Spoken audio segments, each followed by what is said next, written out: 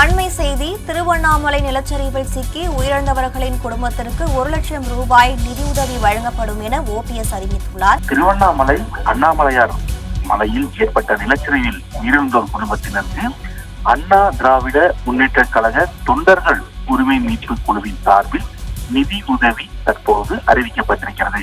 அதாவது பெஞ்சல் புயல் காரணமாக திருவண்ணாமலையில் அதி கனமழை பெய்ததன் விளைவாக அண்ணாமலையார் மலையில் ஏற்பட்ட நிலச்சரிவின் போது 2 பாறைகள் வஉசி நகர் அந்த 11வது தெருவில் உள்ள வீட்டில் உருண்டு விழுந்ததில் அந்த வீட்டில் உறங்கிக் கொண்டிருந்த 7 பேர் அதாவது குழந்தைகள் உட்பட 7 பேர் அந்த இடிபாடுகள் சிக்கி உயிரிழந்திருக்கிறார் என்ற செய்தி அறிந்து ஆற்றொல்லா துயரமும் மிகுந்த மன வேதனையும் அடைந்து உயிரிழந்தவர்களின் குடும்பங்களுக்கு எனது ஆழ்ந்த இரங்கலையும் அனுதாபத்தையும் தெரிவித்துக் கொள்வதாக அந்த அறிக்கையில் முன்னாள் முதலமைச்சரும் அண்ணா திராவிட முன்னேற்ற கழக தொண்டர்கள் உரிமை மீட்பு குழுவின் ஒருங்கிணைப்பாளருமான பன்னீர்செல்வம் அந்த அறிக்கையை வெளியிட்டிருக்கிறார்.